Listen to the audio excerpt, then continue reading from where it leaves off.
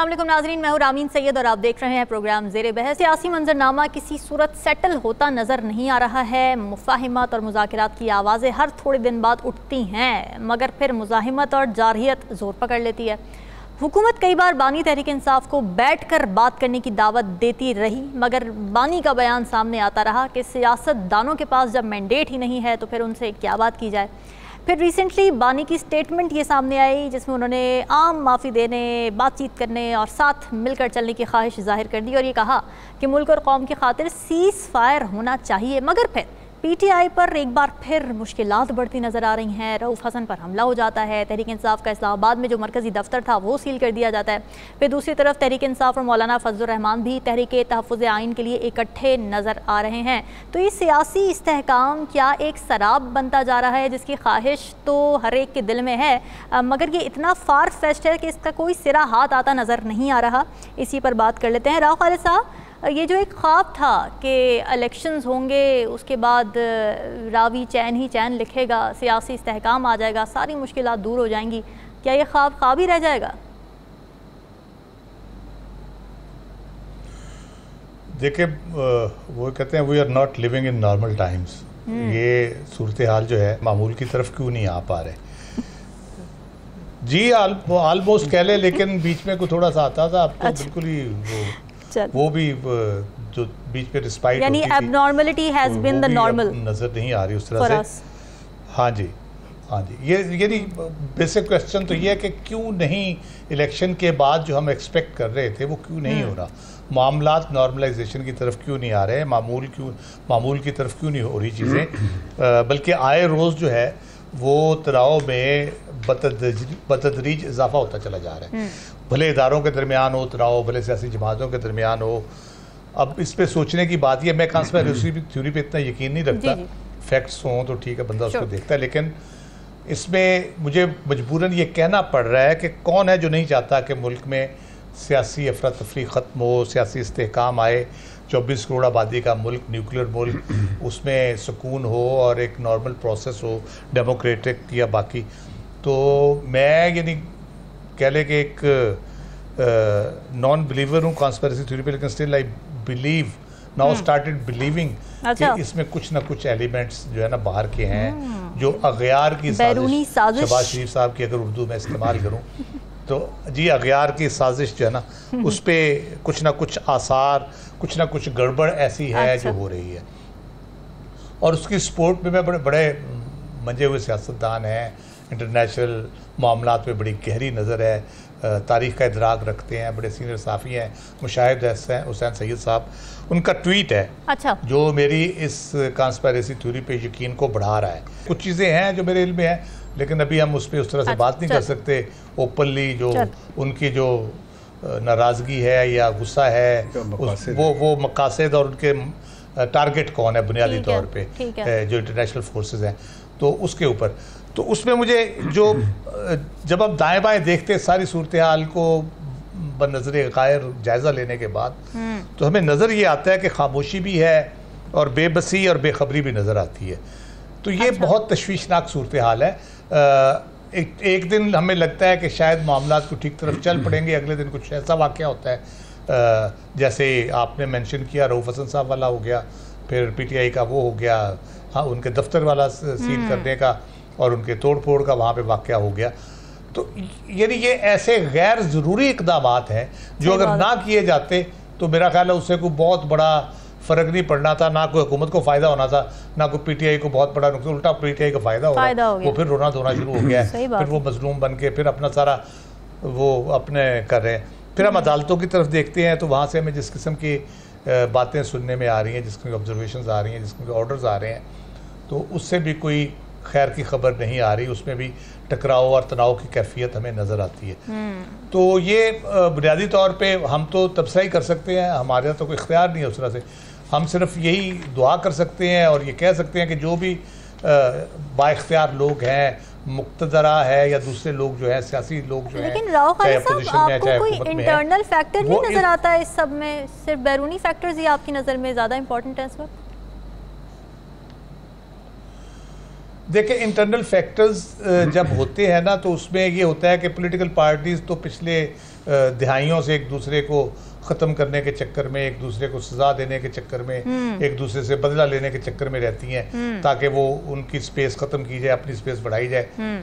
तो वो होता है बुनियादी तौर पे। तो मैं उस पर भी मैं हमेशा मेरा आर्गूमेंट रहा है, पॉलिटिकल पार्टी से भी रहा है कि जब मैंने वकालत कुछ अर्सा की तो मेरे उस्ताद जो थे वो एक बड़ी बुनियादी बात कहते थे। क्या? वो कहते थे कि दूसरे बंदे का केस क्या है, वो किस तरह से आर्गू करता है, आप उसके रिबटल में जाने की बजाय अपना केस इतनी मजबूती से बिल्ड करो कि उसको रिबट ना वो कर सके।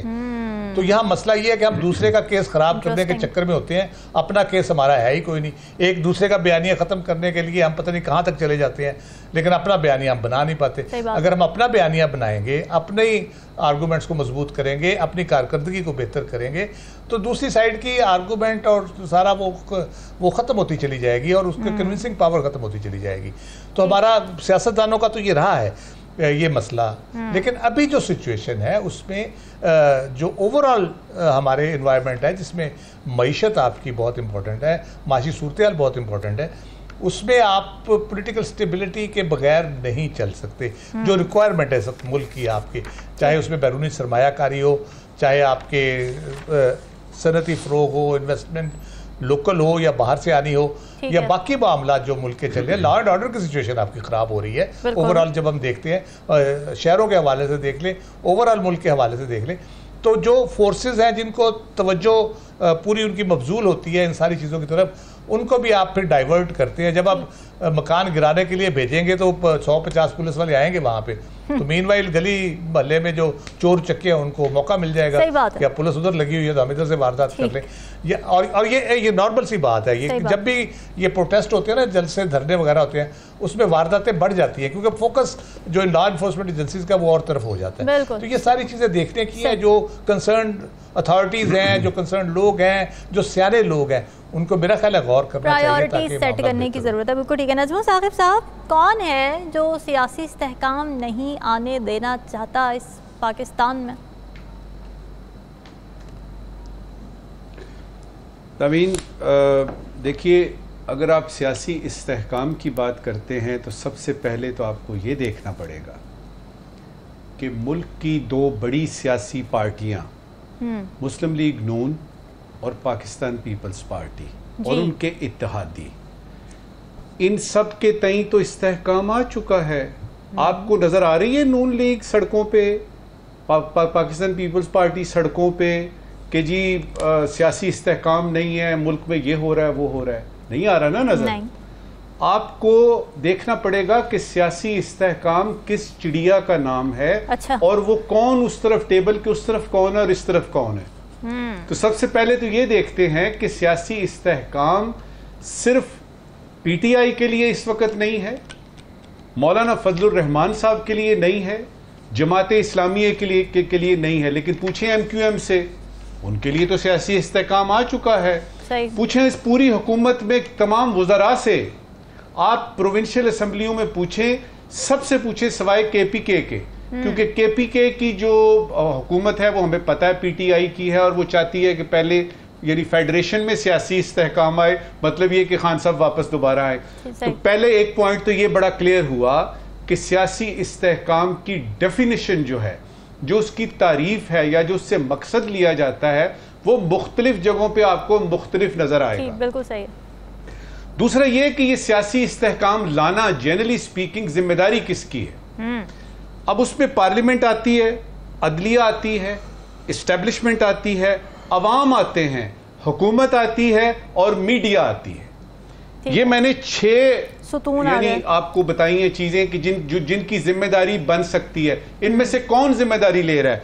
पहले तो हुकूमत को निकाले ना, उनके लिए, उनके नजदीक तो ये सियासी इस्तेहकाम नाम की चिड़िया आ चुकी है और वो दाने चुग रही है। उसके बाद अवाम बेचारी कुछ नहीं कर सकती, वो महंगाई के यानी उसमें और बिजली के बिलों में फंसी हुई है, उनका वैसे भी कोई बस और इख्तियार नहीं है। मीडिया जो है उसको आप बार बार ये बता रहे हैं कि हमने आपको बोलने नहीं देना, बंदी हो रही है, हमने आपको बात नहीं करने देनी, तो उसको अपने ही मिसाइल में डाला हुआ है। अब आ जाते पार्लियामेंट में हो क्या रहा है हमारे सामने है, कोई काम की बात नहीं हो रही, जातियात पे बात हो रही है, किसी किस्म की पॉजिटिव यानी मुस्बित डेवलपमेंट हो नहीं रही।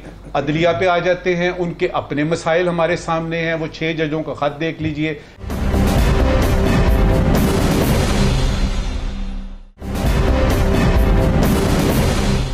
वेलकम बैक जी। फेक न्यूज़ की रोकथाम के लिए पंजाब हुकूमत ने हत्या की इज्जत बिल मंजूर किया है। इस बिल में है क्या? इस बिल के मुताबिक कोई भी ऐसा शख्स जिसको लगे कि उसकी साख को नुकसान पहुंचाया गया है, वो सिविल कवानीन के तहत हत्या की इज्जत करने वाले के खिलाफ कार्रवाई का आगाज़ कर सकता है। इससे पहले उसे ये साबित करने की भी ज़रूरत नहीं होगी कि उसकी साख को हकीकी तौर पर कितना नुकसान हुआ।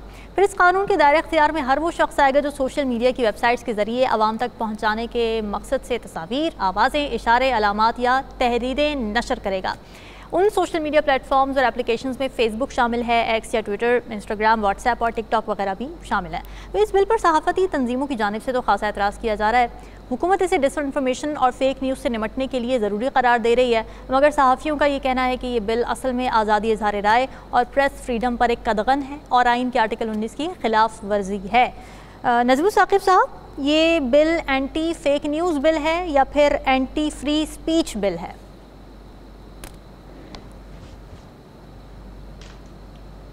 देखिए, सबसे पहले तो इस वक्त सूरत हाल देख लेते हैं, क्योंकि अगर आइन देखेंगे आप तो उसमें आपको पता लगेगा कि कोई भी असम्बली पास तो कर सकती है बिल, लेकिन कानून उस वक्त बनता है जब फेडरेशन के ज़िम्मन में सदर पाकिस्तान साइन कर दें या प्रोविंस के सिलसिले में गवर्नर साहब साइन कर दें। गवर्नर साहब क्या कह रहे हैं ये याद रहे कि बिल पास हो चुका है, लेकिन उसकी तौसीक और उसके ऊपर कानून बनना मेरे ख्याल में अभी एक छोटा सा मरहला बाकी है। मुझे ऐसे लग रहा है कि शायद गवर्नर साहब इसको रिव्यू करवाएंगे, बाद में कर लेते हैं, कानून बन जाता है, वो बाद में देखेंगे। इस वक्त की बात कर रहे हैं जबकि हम बात कर रहे हैं। ठीक है।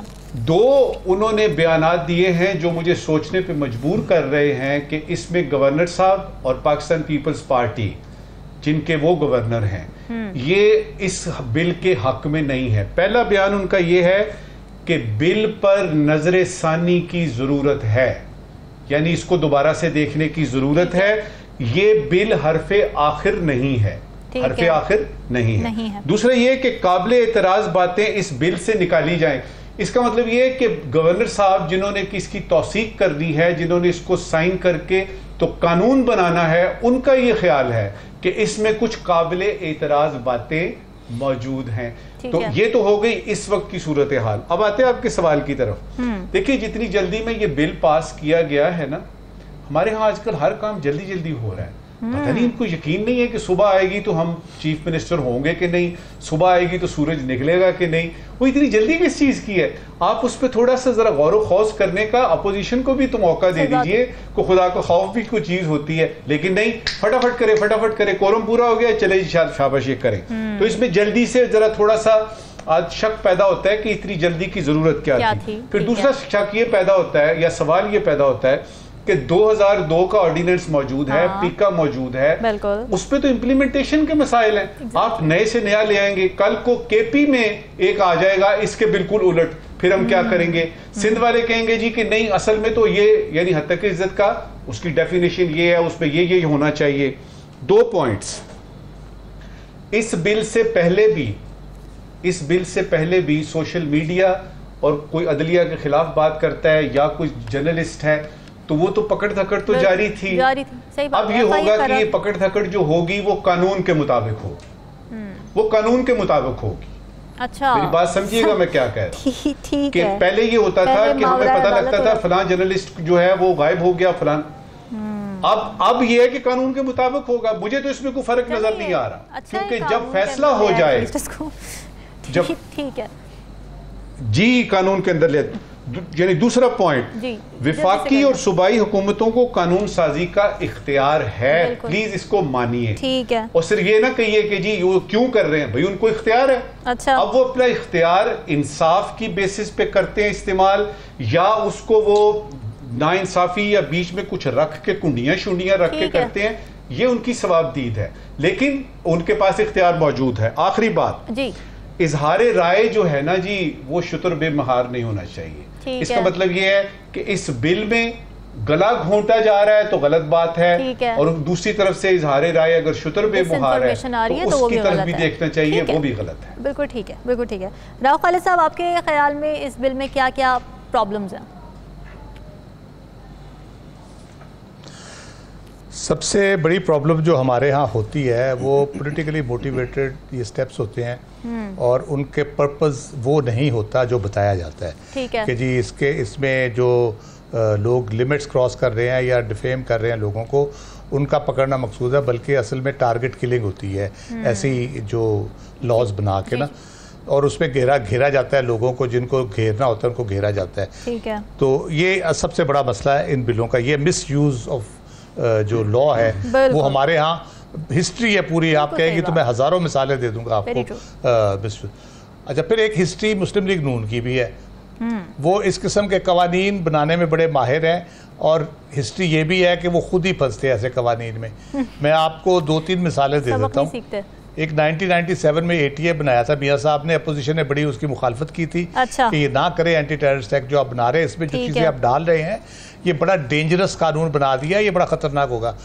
और मियाँ साहब आखिर में त्यारा हाईजैकिंग केस में उसी कोर्ट और उसी एक्ट का शिकार हुए। उसके बाद एहतसाब सेल इन्होंने 97 में बनाया था, जो बाद में मुशर्रफ ने उसको एहतसाब एक्ट बना दिया। अच्छा। और नैब बन गया उसके उसी लॉ की रोशनी में। नैब का चांस मिला ख़त्म करने का 2013 में, पीपल्स पार्टी इनको ख़त्म कर देने का, नहीं जी हमने तो भुगत लिया, अब दूसरे भुगतेंगे। दोबारा फिर फंस गए वहीं पे आके उसी केस में। ये जो इन्होंने सारा मामला किया। पीका इसी तरह से जी बिल्कुल नून ने पास किया, उसके बाद उसको भुगतना पड़ा। PTI करना चाहती थी, उस पर प्रेशर आया, वो उस तरह नहीं कर पाए। लेकिन मसला ये PTI भी अब चीख रही है। जब पीका अमेंड कर रहे थे उस वक्त हम जब बताते थे कि भाई ये ना करो, ये गलत है, आप बहुत ज़्यादा आप कर रहे हो, तो उस वक्त उनको नहीं, आप उनको भी लग रहा है कि जी बड़ा गलत हो गया सब कुछ। जी बिल्कुल। मसला ये है कि एक ओवर द ईयर्स हमने देखा है कि हर हुकूमत 90s में भी, अर्ली 90s में भी नून की गवर्नमेंट में एक बड़े अखबार के उसकी पब्लिकेशन ऑलमोस्ट बंद ही कर दी गई थी, और उसके मालिक के साथ भी बड़ी ज्यादती की गई। अच्छा। तो इस तरह के मामला जो है ये होता, ये कोई भी हुकूमत अपनी नाअहली बैड गवर्नेंस को समझती है कि उसकी जिम्मेदार जो है ना वो मीडिया है, या अब सोशल मीडिया आ गया है, उसको समझती है। मैंने पहले हिस्से में भी कहा कि अगर आप परफॉर्म करेंगे, अगर आप गवर्नेंस ठीक देंगे, किसी का दिमाग ख़राब नहीं है कि किसी की इस किस्म की बातें वो सुने। आप जब एक गलती करते हैं तो लोग उसको बढ़ा चढ़ा के पेश करेंगे। जब कैमरा किसी चीज़ पे आता है तो उसको मैग्नीफाई करता है, वो जब रिपोर्ट होता है वो मैग्नीफाई होती है। तो इसलिए वो तो चीज़ें हो रही हैं। आप जब अपनी परफॉर्मेंस ठीक करेंगे, आप अपना काम ठीक करेंगे, तो सब कुछ ठीक होगा। ये उज़्मा बुखारी साहबा की जो बात की है वो भी इसी लॉ पे उम्मीद लगा के बैठे हुए हैं। हाँ। इस लॉ के तहत ही वो जो पुराने बयानात है या आपके जो बयानात है उसको उठा के वो कुछ कार्रवाई डालने के चक्कर में है।